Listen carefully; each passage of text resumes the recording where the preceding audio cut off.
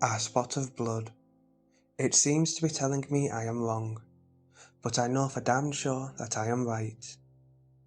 I wince as I press harder, the spot stirring a bit. Maybe I was wrong. Seeing as this is highly unlikely, I throw the calipers away. It could be that they are innocent, but I am not taking that chance. Not with something as important as a disgusting layer of radiation holding filth under my skin. I hate fat. There is nothing more disgusting than knowing there is a greasy, useless mass taking up space in your body. Sure, if I lived in some Arctic wasteland, it might provide me with comfort, but in the Texas sun, fat on people is about as logical as fat on a car. I dab at the small cut with a piece of paper towel. After chucking the towel into a steel can, I ignite it with a wood match and some lighter fluid. Don't get the wrong idea. It is not some voodoo paranoia of someone taking my blood. Just simple pragmatism. If it is burned, it doesn't take up space. Makes perfect sense. To me, anyway. Which is to say, to the only person that matters that much, I'm a sociopath. It's strange that I know this, or maybe it's strange that I can admit this. I forget which of the two scared the $20 an hour waste of time more, but regardless, I am not just a sociopath, I am special. But from what I hear, all of us think that, and that is the paradox I live. I know, for a fact, that I am unique. That there is something about me, my situation, and the way I choose to deal with it, that stands out from the rest of the world. But I am smart enough to be able to see that this is exactly what I would think if I was just another garden variety lunatic looking for a reason to take out his fantasies on the world. For my money, I think the fact I drove my psychologist to suicide weighs in my favour for being a paragon versus a rabid dog. But then again, I have never seen a rabid dog without a level of confidence that only someone, or something that knows for a fact it is immortal could have. Now, don't think I am trying to spin you some yarn of a professional killing themselves due to having to probe around in my brain. No, unfortunately, I had to work exceptionally hard to get her to put the gun in her mouth, and even harder to get her to pull the trigger. Let me explain. Before I begin, it is best not to think of me as evil, and it is absolutely imperative that you do not think of me as good. Morality does not come into play in what I do. It can't. The concept of morality is someone else's. For better or worse, I will not have someone else contributing to my mind. I can honestly say I started going to try and see if I could improve myself. Maybe develop a deeper understanding of the creatures that look like me, talk like me, and from what I have been told, think like me. But this was dashed rather quickly. She wasn't what you, and I do mean you, would call a bad person. But she wasn't worthy of pity, and pity is about as close as I come to respect. It is what separates, in my mind, the victims, or rather potential victims, from those I feel no desire to destroy. Small incidents make up your impression of a person. A dropped plate, a missed shower, nails that are too yellow, or in this case, 4 pills sitting not quite concealed on a desk. Just 4 little pills. But why exactly were they there? Why weren't they in a bottle? And why did I just get a hint that the professional in front of me may be doing more than just letting idiots whine? I wait for the entire session, making up a story from my childhood to keep her interested while I stare at the pills.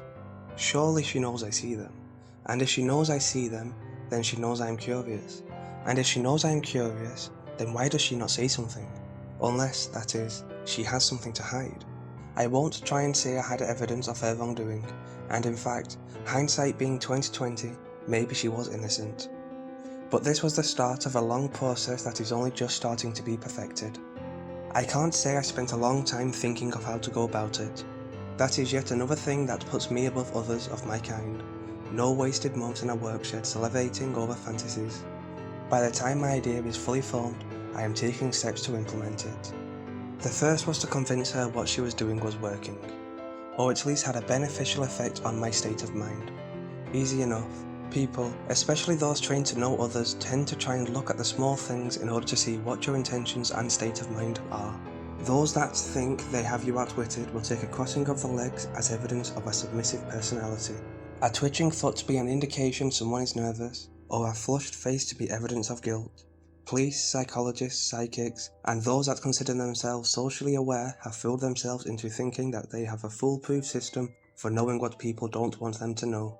The danger is, sometimes crossed legs mean nothing more than a person's ass is sore.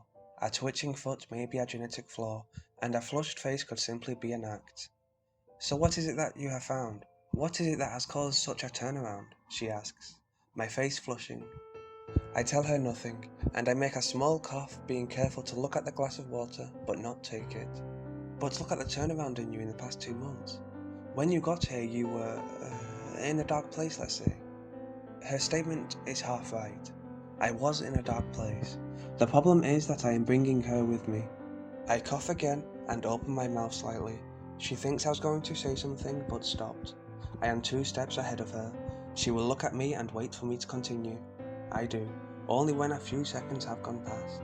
She thinks I am trying to sugarcoat something, that I am working in a few half-truths to make the whole truth seem better. This is good. I want her to think she is in control. Total control. I have been taking your advice. You know that, I say. If she knew my real voice, maybe she would laugh at the tone I am using. Or maybe she would run for the hills. Who knows? Yes, I know this. But you said there was something you are doing that is helping your situation. I would like to know what, she says, playing a similar game with her voice, keeping it level, soothing, and monotone, when she really just wants to ask me what the hell the secret I am hiding is. Here is the moment of truth. If what I tell her next makes her call the police, that is proof that she has nothing to hide, and that I was mistaken. I have nothing to lose, because it is a complete fabrication. If she doesn't, regardless of any moral issues about doctor-patient confidentiality, then she deserves the ride through hell that I have planned for her. Do you really want to know? I mean, isn't the actual thing I am doing less important than the effect it has on me? I parrot what she expects me to hear if I have a secret. Truth is, if I did have one, I would simply tell her in no uncertain terms what it was. People seldom believe you when you lay out something disturbing on the table. Somewhat, but sometimes we can pick the wrong ways to relieve stress, and this, while being cathartic, in the short term causes larger issues in the future. That same monotone. I can tell though she is getting a bit anxious. No twitching feet needed. It is 5 minutes to the end of the session. Well, you said I had issues with, what did you call it? Narcissism.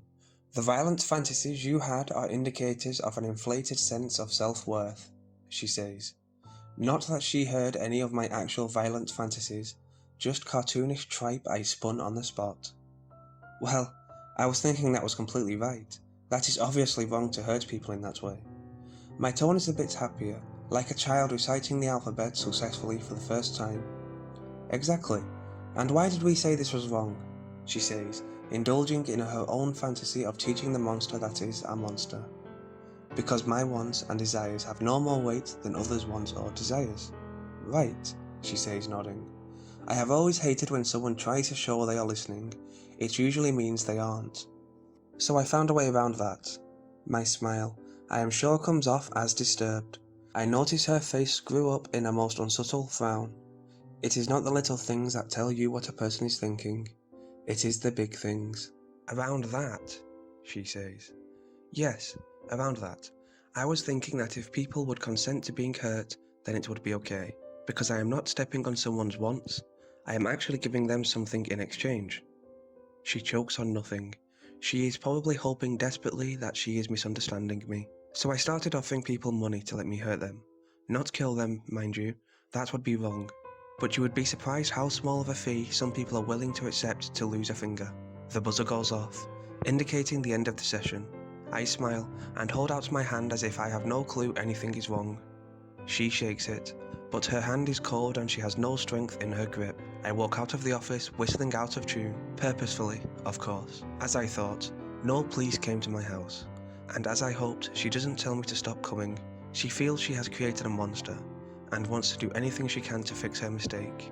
Months go by, 6 to be exact, and twice a week I go into the office and tell her my stress-relieving activities. And twice a week she tries to subtly convince me that what I am doing is wrong. The best part about it is that she doesn't want to tell me she made a mistake, because that would impact the level of faith I have in her, which I have her believing is quite high, and make it nearly impossible for her to rectify the mistake.